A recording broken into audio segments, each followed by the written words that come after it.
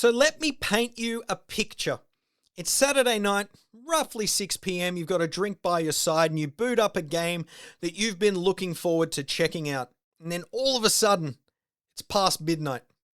That's what happened to me with Minishoot Adventures. So let me tell you why this game is so goddamn brilliant and why it might actually be one of the best indies to come to the Nintendo Switch 2.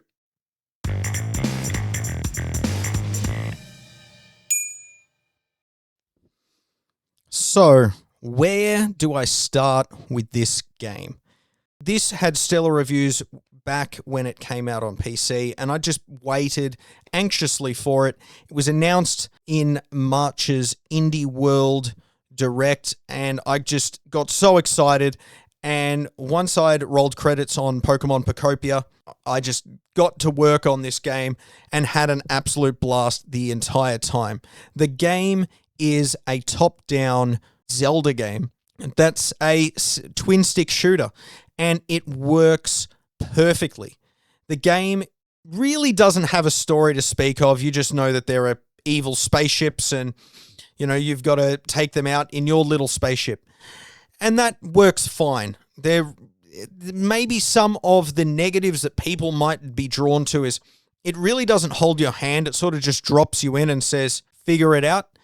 The good thing about this, though, is when you do, you feel accomplished.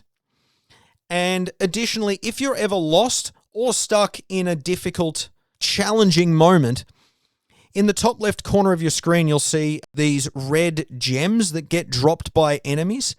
And even if you die, every enemy you kill gives you those red gems, and they get used to upgrade your ship. There is always an ability for progression throughout the game and to potentially make things easier.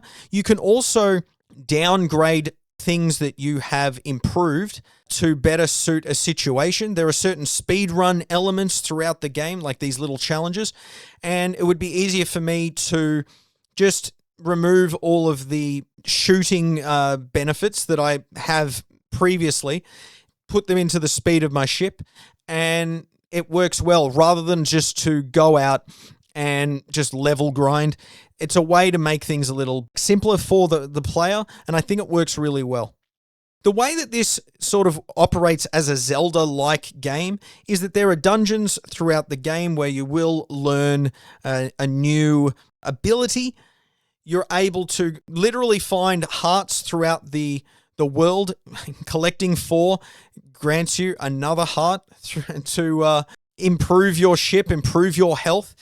And so there's a lot of similarities throughout, and it works really well.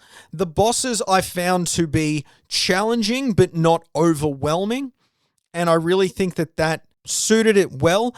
As I said, I played on the normal difficulty, so I'm not sure if I upped it to the hardest difficulty that I would be like cursing just everyone in sight while I was playing it, but this game was something I really enjoyed. Having said that, the final boss was difficult. It had multiple phases. I think we're talking as many as 8 to 10 phases. This wasn't a classic, 3-phase boss battle, which in some respects, hopefully you've learned how to play to that point. But look, that can be a bit challenging. It can be a bit overwhelming.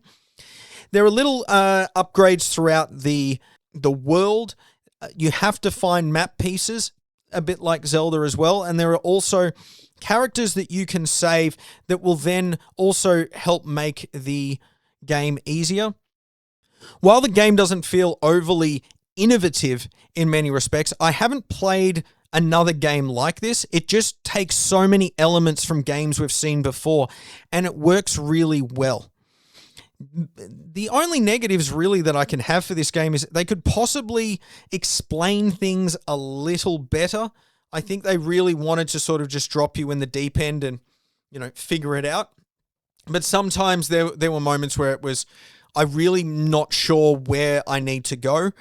The map fills in and ultimately shows you what you're missing, but it doesn't tell you what is missing. There are certain caves that are interconnected throughout the world, and sometimes the map will sort of show you there is something missing in these 4 caves, and you would enter all 4, but turns out only one thing is missing, and they're all in the same cave. It's not by any stretch a deal breaker, but it just can be a bit tedious when I was trying to sort of finish off 100% completing the map, but it is not going to stop you from beating the game if you just wanted to get in, get out. Having said that, though, I rolled credits, or roughly speaking, got to that 100% range roughly 10 hours in. This isn't a long game. So solely trying to sort of hit the final credits as quickly as possible, unless you were speedrunning it, I don't see the need in doing that. Going for that 100% or going for at least 80% of the game being completed, I think is a good spot to be. There's a lot of things to keep you engaged while playing, and I had an absolute joy with it. I want to award this game 4.5 stars. I think this game is one of the better games that has come out on the Switch 2. This game really is that strong. I highly recommend it.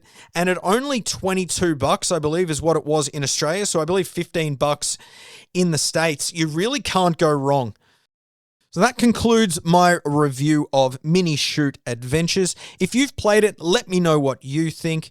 Be sure to like and subscribe, and I'll see you next time for another game review, or maybe just my take on what's new in video games on the Nintendo Switch 2.